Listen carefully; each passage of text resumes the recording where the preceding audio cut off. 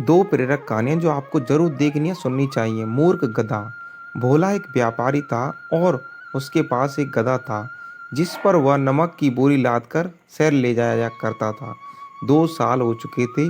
इस बीच भोला ने एक बात गौर की थी कि उसका गधा धीरे धीरे बहुत आलसी होता जा रहा है।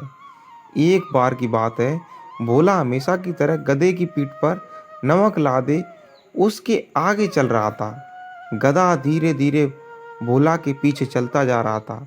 जैसे ही वह एक नदी के पुल पर पहुंचा, गधे ने नदी में छलांग लगा दी, जिससे कि नमक की बोरी पानी में जा घुली। इससे भोला को बहुत नुकसान हुआ, लेकिन इस बार उसका गधा बहुत खुश था क्योंकि उसे मेहनत नहीं करनी पड़ी और वह अपनी पीठ को खाली महसूस कर रहा था। यही सिलसिला 3-4 दिन तक चलता रहा। भोला नदी की पुल पर पहुंचता और गधा नदी में गिर जाता। एक दिन भोला ने गधे को सबक सिखाने की सोची। उसने गधे की पीठ पर नमक की बोरी की जगह रुई से भरी बोरी लाद दी। अब जैसा कि गधा को स्वभाव तो चुका था कि नदी पास आते ही उसे पानी में गिरना है, इस बार भी ठीक वैसा ही हुआ। भोला नदी के पास जब पहुंचा तो गधे ने छलांग लगा दी, लेकिन इस बार ठीक उल्टा हुआ। गधे की पीठ और भी ज़्यादा भारी होने लगी क्योंकि बोरी नमक की जगह रुई से भरी हुई थी।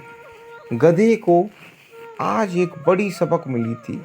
इस कहानी से शिक्षा ये मिलती है, हमेशा ईमानदारी के साथ काम करें, आलस से दूर रहें।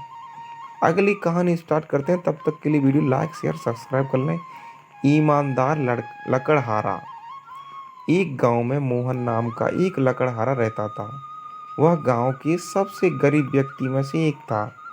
उसके परिवार को 2 वक्त खाना भी इसी काम से मिल रहा था। एक दिन मोहन अपने पास की नदी के किनारे लगे पेड़ को काट रहा था। तभी उसकी कुल्हाड़ी उस नदी में जा गिरी। मोहन पेड़ से उतरा ही था कि उसके सामने नदी की देवी सोने की कुल्हाड़ी लेकर उसके सामने खड़ी हो गई। देवी ने कहा, पुत्र, मैं नदी की देवी हूँ। तुम्हारी कुल्हाड़ी गिरने से तुम परेशान हो रहे थे, इसलिए मैं तुम्हारी कुल्हाड़ी लेकर आई हूँ। मोहन ने कहा, माता क्षमा करें, लेकिन यह सोने की कुल्हाड़ी मेरी नहीं है। नदी की देवी इस बार चांदी की कुल्हाड़ी लिए मोहन के पास आई, पर मोहन ने चांदी की कुल्हाड़ी को भी लेने से इनकार करते हुए बोला, वह भी उसकी कुल्हाड़ी नहीं है।